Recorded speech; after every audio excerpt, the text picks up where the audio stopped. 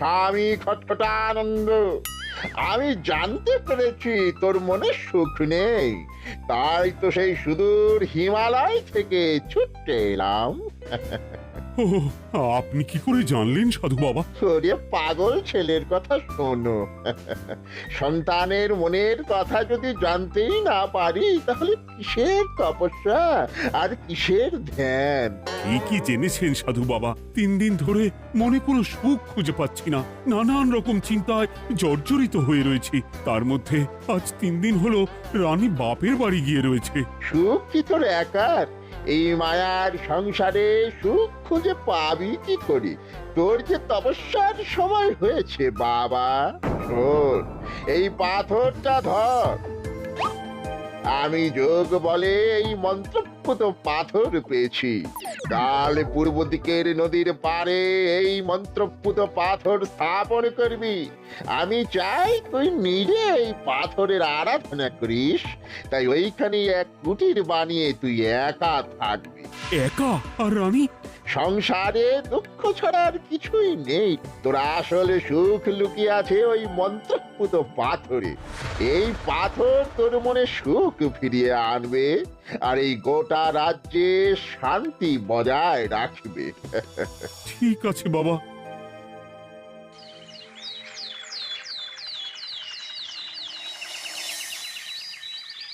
জয় বাবা খটখটানন্দের জয়। কি তার জ্যোতি, কি তার ব্যক্তিত্ব, আহ, কি তার কণ্ঠস্বর! এই মন্ত্রপুত পাথর আমার এবং এই রাজ্যের সকলে সুখ শান্তি ফিরিয়ে আনবে। আজ থেকে আমি সাধু বাবার পরামর্শ মতন এখানেই থাকবো। তোমাদের যার যা যা বক্তব্য আমাকে এখানে এসেই বলবে। কোনো চিন্তা করবেন না মহারাজ, আমি সব সামলে নেব। আপনি নিষ্ঠা সহকারে সাধু বাবার আদেশ পালন করুন। মহারাজ, যার নামেই খট তার কথাই ভরসা করা কি ঠিক হবে? একটা সামান্য পাথর কি করে সুখ ফিরিয়ে আনবে মহারাজ? বিষয়টা কি খটখটানন্দের মতন খটকার নয়? এটা মোটেই সামান্য পাথর নয় গোপাল, এটা মন্ত্রপুত পাথর। আর এসব হচ্ছে বিশ্বাসের ব্যাপার। শুধু তোমার মতন ভাঁড় দিয়ে কি আর রাজ্য চলে? রাজ্য চালাতে গেলে ভক্তি, শ্রদ্ধা, আশীর্বাদও দরকার হয়। কি শাস্ত্রে বলে বিশ্বাসে মিলায় বস্তু তর্কে বহুদূর। কিন্তু মহারাজ, রাজ্যটাও তো চালাতে হবে। আপনি এখানে থাকলে এই রাজ্যের কি হবে মহারাজ? একবার ভেবে দেখুন, সাধু বাবা আসল না হয়ে নকলও তো হতে পারে। দেখো গোপাল, তোমার যদি মনে বিশ্বাস না থাকে তাহলে আমি বলবো তুমি আর এখানে এসো না। তবে সাধু বাবার নামে কোনো বাজে মন্তব্য আমি শুনবো না। আমি চাই না আমার এই অবিশ্বাসের কারণে আমার রাজ্যের কোনো ক্ষতি হোক। আর আমি এই রাজ্যের মন্ত্রী, আমি থাকতে তোমাকে রাজ্য নিয়ে বেশি ভাবতে হবে না। তুমি এখন যাও তো গোপাল, যাও। মহারাজকে আর বিরক্ত করো না। পাল না থাকলে এ রাজ্যের কিছুই এসে যাবে না। আমরা থাকতে নাকি ভাঁড় চালাবে রাজ্য? আচ্ছা, ঠিক আছে, দেখা যাক। তাহলে আসি মহারাজ। হ্যাঁ হ্যাঁ, এসো এসো।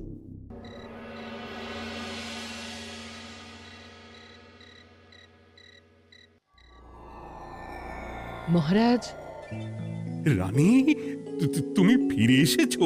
এ আমি কি শুনছি মহারাজ? আপনি নাকি প্রাসাদে ফিরবেন না ঠিক করেছেন? হ্যাঁ রানী, তুমি ঠিকই শুনেছো।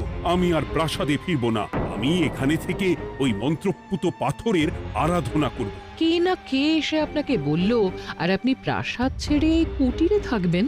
আপনার শরীর খারাপ করবে মহারাজ, আপনি ফিরে চলুন। কে না কে নয় রানী, স্বামী খটখটানন্দ খুব বড় সাধু। উনি যোগ বলে আমার দুঃখের কথা জানতে পেরে সেই হিমালয় থেকে ছুটে এসেছেন আমাকে ওই পাথর দিতে। তুমি আমায় ফিরতে জোর করো না রানী। আর আপনার রাজ্য, আপনার প্রজারা, তাদের কি হবে মহারাজ? সে নিয়ে তুমি ভেবো না রানী, আমি এখানে বসেই মন্ত্রীকে দিয়ে সবটা সামলে নেব। তাহলে আমিও আপনার সাথে এখানে থাকবো। আপনাকে ছাড়া আমি প্রাসাদে ফিরবো না। তা হয় না রানী, সাধু বাবা আমাকে একা থাকতে বলেছেন। এসব ধ্যান যোগ আরাধনা একা করতে হয়। গোপাল সবটা জানে মহারাজ। আহ, আমার সামনেও নাম করবে না রানী। গোপালের কত বড় সাহস তুমি ভাবো একবার। ও বলে সাধু বাবা ভণ্ডও হতে পারে। আমার তখন ইচ্ছা করছিল ওর মাথার যে কটা চুল আছে সেটাও ছিঁড়ে নিতে। না না, আমি আর গোপালের মুখ দেখতে চাই না। আপনি উত্তেজিত হবেন না মহারাজ, আপনি বিশ্রাম করুন, আমি আবার কাল আসবো।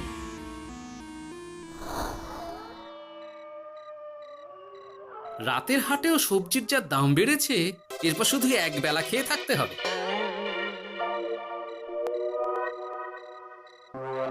কি হে ভোলা, বাড়ি না গিয়ে এখানে বসে আছো কেন? দুঃখের কথা কি আর বলবো তোমায় গোপাল দাদা।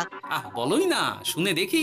সামনে বর্ষা আসছে, বাড়ির ছাদটাও মেরামত না করলেই নয়। কিন্তু আমার কাছে তো এখন এত টাকা নেই, তাই ওই গিন্নির সাথে পরামর্শ করে গেলাম মহারাজের কাছে সাহায্য চাইতে। থামলে কেন, পুরোটা বলো। কি আর বলবো গোপাল দাদা, মহারাজের উত্তর শুনে আমি তো অবাক। সবই তো বুঝলাম ভোলা, কিন্তু আমার যে কিছুই করার নেই। সাধু বাবা বলেছেন আজ থেকেই রাজ্যের সব সুখ দুঃখের দায়িত্ব ওই মন্ত্রপুত পাথরে। তুমি চিন্তা করো না, এক কাজ করো, তোমার সমস্যার কথা গিয়ে ওই মন্ত্রপুত পাথরের কাছে জানাও। আর তোমরাও আজ থেকে তোমাদের যা চাওয়া পাওয়া আছে সব গিয়ে ওই পাথরকে জানাবে। যা করার পাথরই করবেন। একবার যদি ওই সাধুকে হাতের কাছে পাই না, তাহলে ওই পাথর দিয়েই বেটার মাথা ফাটাব। কিছু বললে গোপাল দাদা? না, কিছু বলিনি। যাও, তুমি বাড়ি যাও, চিন্তা করো না, দেখি কি করা যায়।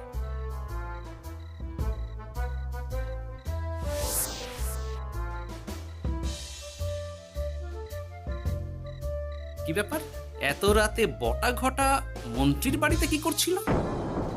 কি বটা ঘটা, আজকে মন্ত্রী মশাইয়ের বাড়ি খাওয়া দাওয়া ছিল?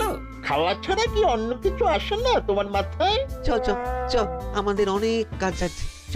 আরে এত তাড়া কিসের? বাবা, বটা ঘটার এত কি গুরুত্বপূর্ণ কাজ যে একেবারে ছুটে পালালো? না, ব্যাপারটা তো সুবিধের ঠেকছে না।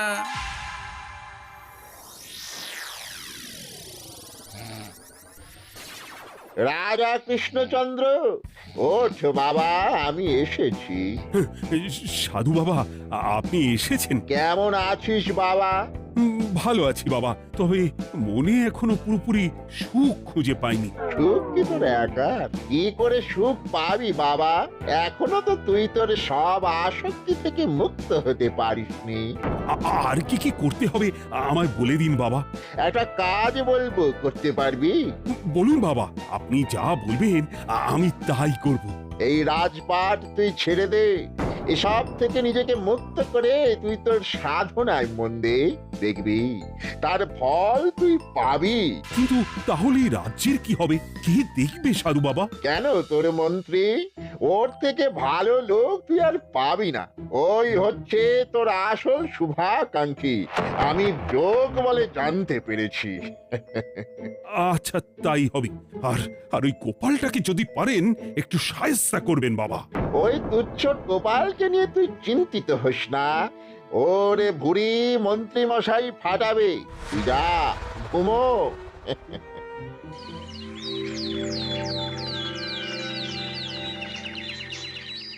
শোনো শোনো শোনো, আজ থেকে মহারাজ কৃষ্ণচন্দ্রের আদেশে এই রাজ্যের ভার এই রাজ্যের মন্ত্রীর।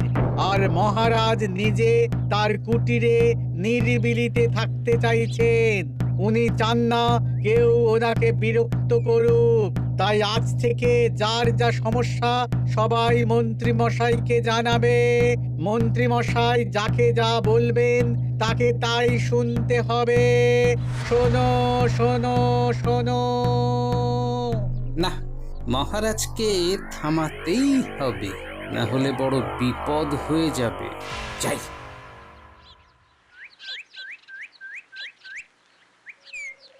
মহারাজ, এই ভুল আপনি করবেন না। মন্ত্রীর হাতে রাজ্যের ভার দিলে রাজ্যের সর্বনাশ হবে মহারাজ।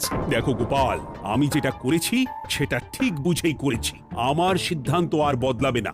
আর এই বিষয় নিয়ে আমি তোমার সাথে কথাই বলতে চাই না। মহারাজ, গ্রামবাসীরা আপনার এই সিদ্ধান্ত খুশি মনে মেনে নেয়নি। সবার কথা একবার ভেবে তারপর সিদ্ধান্ত নিন মহারাজ। একজন বাইরের লোকের কথায় কোনো সিদ্ধান্ত নেবেন না দয়া করে। গোপাল, তুমি যদি সাধু বাবার সিদ্ধান্তে প্রশ্ন তোলার চেষ্টা করো তাহলে আমি বাধ্য হব মন্ত্রীকে বলে এই রাজ্য থেকে তোমায় বিতাড়িত করতে। একজন সেই হিমালয় থেকে আমাদের উপকার করতে এলো আর তুমি তার বিরুদ্ধেই কথা বলছো। ছি ছি গোপাল, ছি। মজা, কি মজা! শুধু মুদ্রা, শুধু মোহর, যেদিকে তাকাবো শুধু সোনার মোহর আর সোনার মোহর। তুমি কি পাগল হয়ে গেলে?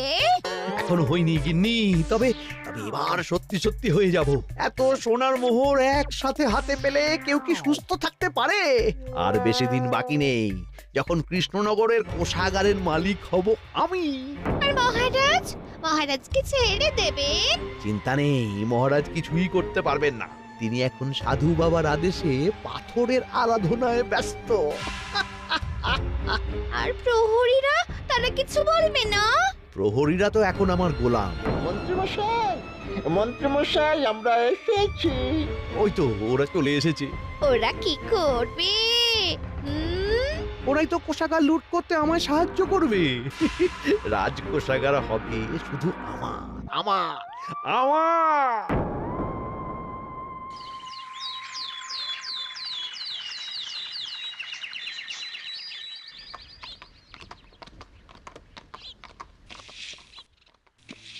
গোপাল, রানীমা, আপনি আমায় ডেকে পাঠালেই তো পারতেন।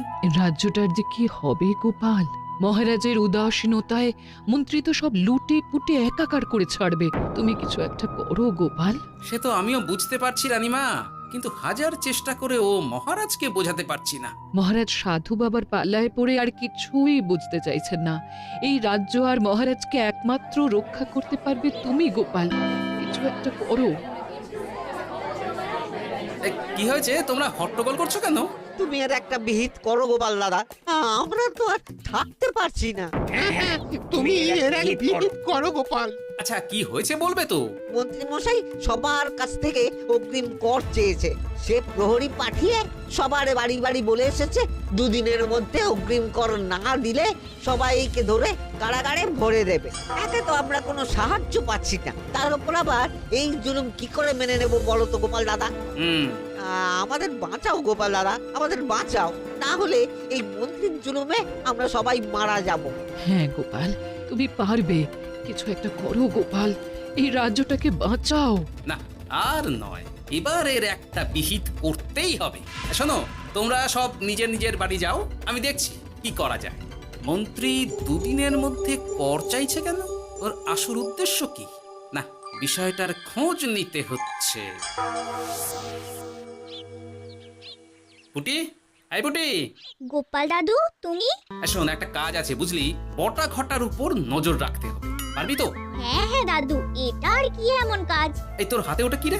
ও এটা পুতুল, বাবা এনে দিয়েছে। পাথরটা খুব চেনা চেনা লাগছে, কোথায় যেন দেখেছি। কোথায়? রে, সাধু বাবার দেওয়া পাথর। আরে এটা একই পাথর মনে হচ্ছে। এই তোর বাবা এটা কোথায় পেয়েছে রে? তা তো জানি না, তবে শুনেছি পাশের গ্রামে। বাহ, পাথরগুলো দেখতে তো খুব সুন্দর। এই সব পাথর তোমার? আজ্ঞে হ্যাঁ, আমি এই পাথরের মূর্তি বানাই। এই পাথর কি তুমি বিক্রি করো? না না, শুধু পাথর তো বিক্রি করি না। এটা কি? ও, ওটা আমি আমার সব পাথরের একটা চিহ্ন দিয়ে রাখি। এতে বোঝা যায় যে এই পাথরের মূর্তি আমার তৈরি। বাহ, চমৎকার কাজ করেছো। তোমাকে যে কি বলে ধন্যবাদ দেব তুমি জানো না। কৃষ্ণনগরের কত বড় উপকার তুমি করলে। গোপাল দাদু, ও গোপাল দাদু, গোপাল দাদু, গোপাল দাদু। কি ব্যাপার, এত সকাল সকাল? ভালো খবর এনেছিস মনে হচ্ছে। শুধু ভালো নয় দাদু, একেবারে গরম খবর। দাদু, রহস্য আমরা ফাঁস করে ফেলেছি দাদু। বলিস কি রে? শুনি শুনি। কাল রাতে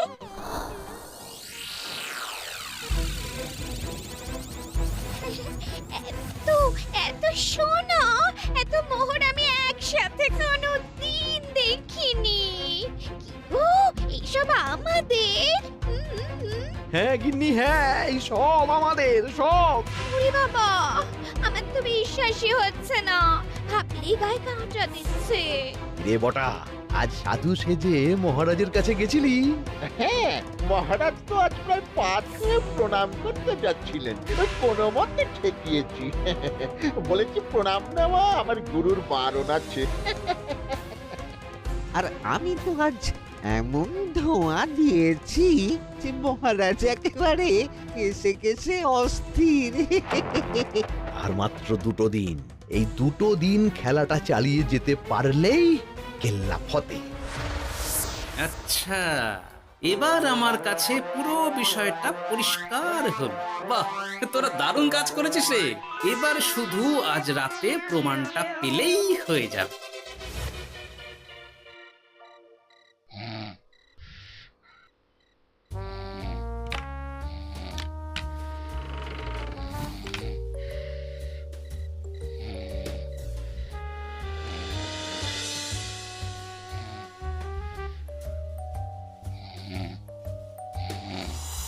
এই তো একে একে 2 মিলে যাচ্ছে। বাবা বাবা বাবা, এবার খেলা জমবে।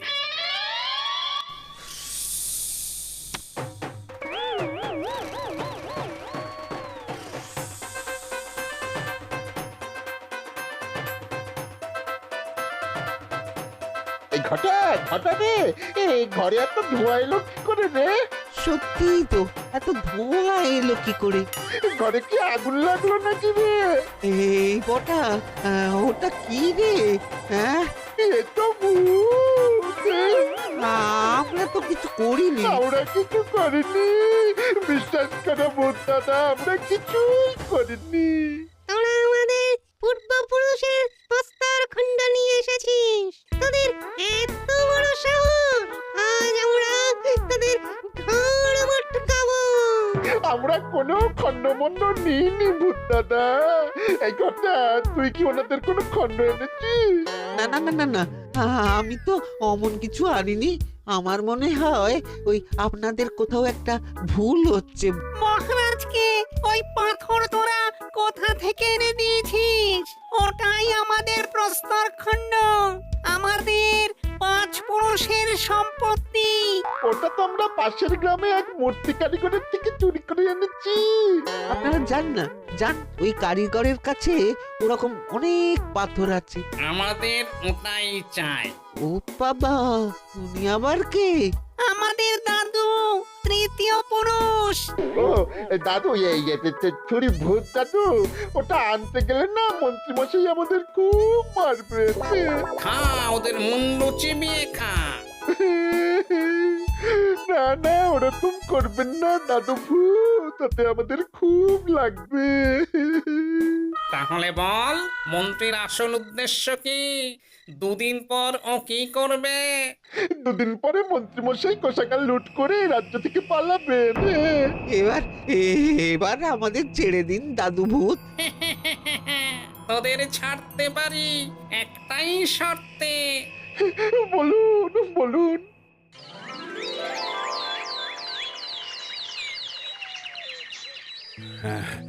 রাজ্যের পরিস্থিতি কি?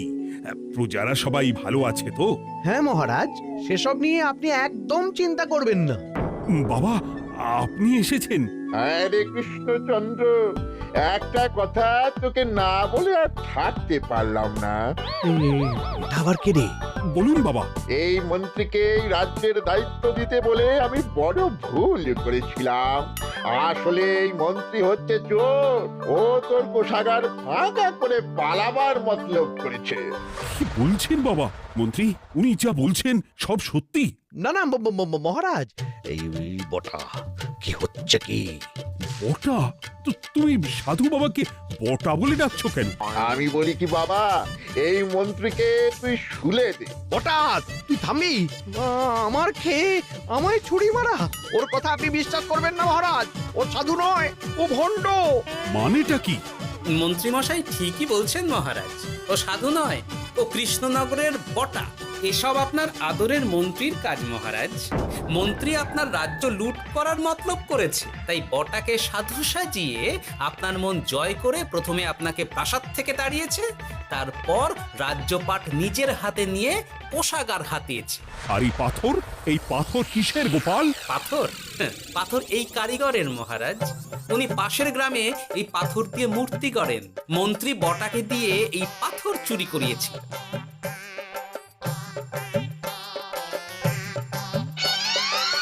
ওই পাথর আমার মহারাজ। আমি তোমায় ছাড়বো না মন্ত্রী, তোমায় আমি শুলে দেব। প্রহরী, প্রহরী! কেউ আসবে না মহারাজ। প্রহরীরা এখন আমার কথা ছাড়া আর কারোর কথা শুনবে না। আমি এখন আপনাদের সামনে দিয়ে আপনার কোষাগার নিয়ে চলে যাব, আর আপনারা শুধু দাঁড়িয়ে দাঁড়িয়ে দেখবেন। কই রে ন্যাপলা পুঁটি গুলটে মন্ত্রীকে বেঁধে ফেল। এত সোজা নয় গোপাল, দেখবে? প্রহরী, প্রহরী! চেঁচান চেঁচান, আরো জোরে চেঁচান, কিন্তু ফল হবে না। আপনার প্রহরীরা সব গ্রামবাসীর হাতে বন্দী। আমায় ছেড়ে দিন মহারাজ, আমার ভুল হয়ে গেছে, এমন ভুল আমি আর করবো না মহারাজ, আমায় ছেড়ে দিন। ছেড়ে দেব? তোমার ব্যবস্থা আমি করছি। কিন্তু গোপাল, আমার মনের সুখের কি হবে? আমি কি আর সুখী হতে পারবো না? কেন পারবেন না মহারাজ? রাজার আসল সুখ তো তার প্রজার সুখে। একদম ঠিক কথা বলেছে গোপাল, প্রজার সুখেই রাজার সুখ। ঠিক গোপাল, ঠিক। তুমি না থাকলে যে আমার কি হতো? জয় গোপালের জয়। জয় গোপালের জয়।